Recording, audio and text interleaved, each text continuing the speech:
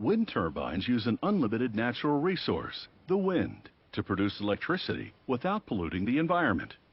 A turbine consists of a rotor and a massive propeller that spins in the wind on top of a high tower. It drives a built-in generator that produces electricity.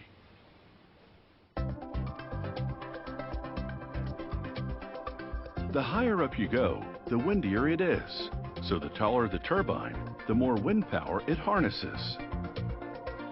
They may not look it from a distance, but wind turbines can be as high as a 20-story building, with rotor blades half a football field long. To begin constructing those massive blades, workers prepare fiberglass sheets, each one numbered according to a detailed engineering plan. Then, following the plan, workers lay down specific sheets in designated locations in the bottom half of a blade-shaped mold.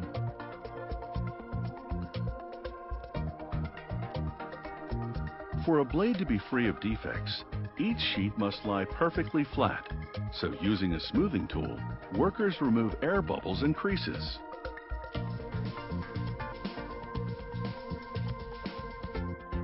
The surface of the mold cavity is treated with a non-stick coating. This will prevent the blade from adhering to the mold when they extract it. After placing all the sheets in the bottom half of the mold, workers construct the upper part of the blade by laying fiberglass sheets on the top half of the blade mold. Again, every single sheet is numbered and positioned according to the blade design plan. An area of the mold can have from 4 to 120 layered sheets of varying thickness, weights, and weaves, depending on how structurally strong that part of the blade has to be. To make specific areas more rigid between layers of fiberglass, they install balsa, an extremely lightweight wood. Cut channels enable the balsa panels to flex to the shape of the blade. The channels are also the pathways through which the bonding agent, epoxy, will flow to saturate the wood and surrounding fiberglass. Precision in the setup of fiberglass and wood is critical. The process takes a team of 6 workers, 16 hours. They close up the mold by lowering the top half onto the bottom half.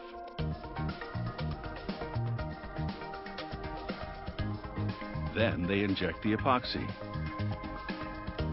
Simultaneously, workers heat the mold to 158 degrees Fahrenheit. This aids the chemical reaction between the epoxy's 2 components, a resin and a hardener. After 9.5 hours, the epoxy is fully cured. With overhead cranes, they lift away the top half of the mold, revealing a turbine blade measuring up to 60 yards long, weighing in at about 10 tons.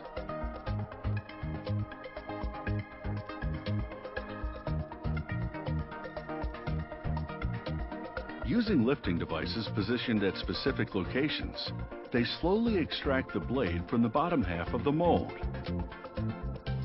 and lay it onto a stand to cool for 4.5 hours.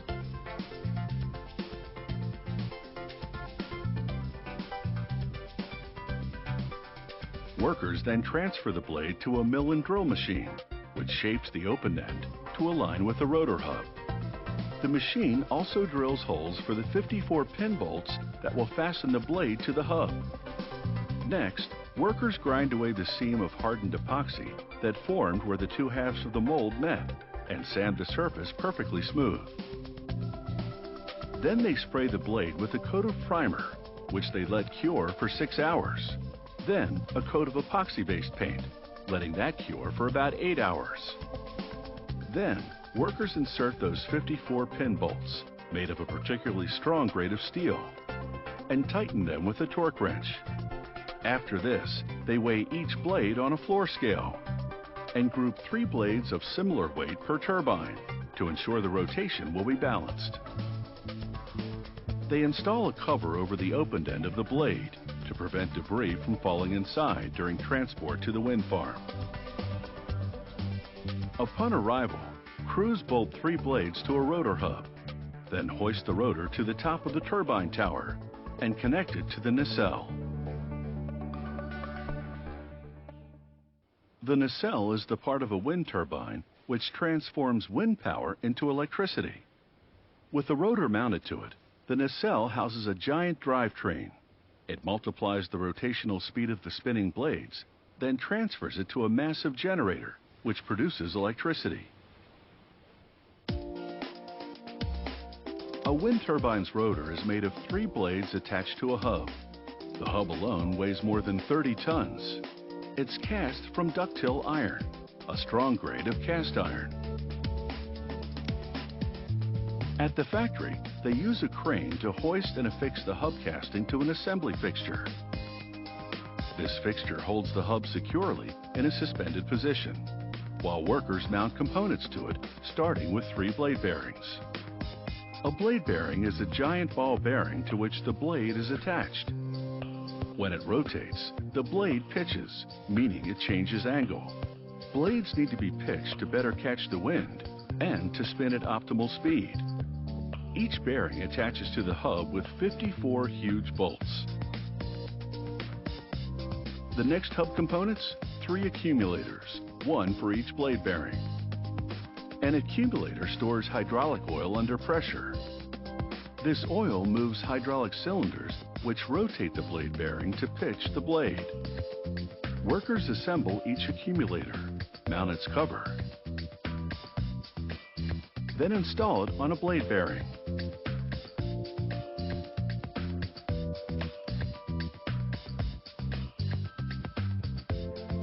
Once all 3 accumulators and other components are installed, the hub is finished.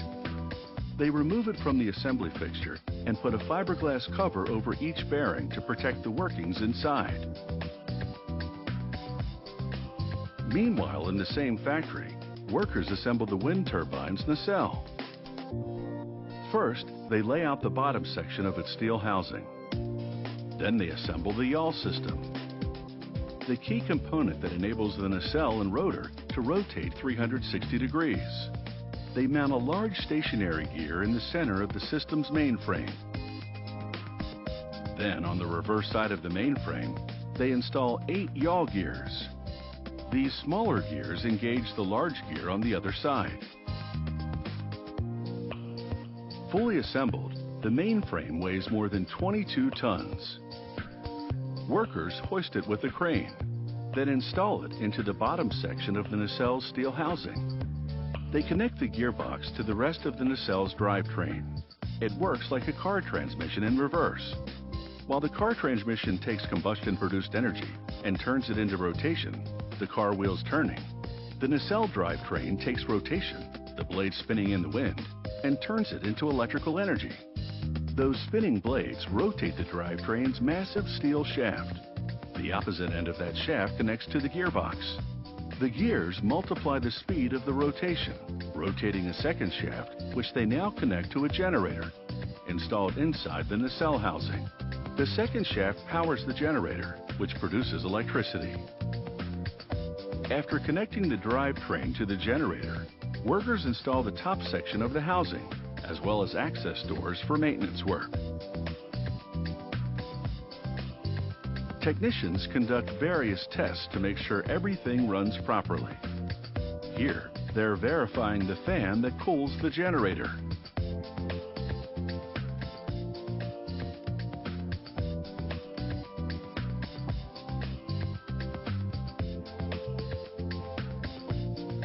The finished nacelle looks like a mammoth AA battery. It weighs 85 tons. Nearly half of that is the drivetrain. The plant ships both the nacelle and the hub separately to the wind farm by either truck or rail. The blades are shipped to the farm from another factory and the tower from yet another. Once all the parts arrive on site, assembly can begin. Crews first erect the tower. Then, they hoist the nacelle all the way to the top and mount it. On the ground, they assemble the rotor by installing the blades in the hub. Then they hoist the rotor to the top of the tower and mount it to the nacelle. And from that point on, the wind does all the work.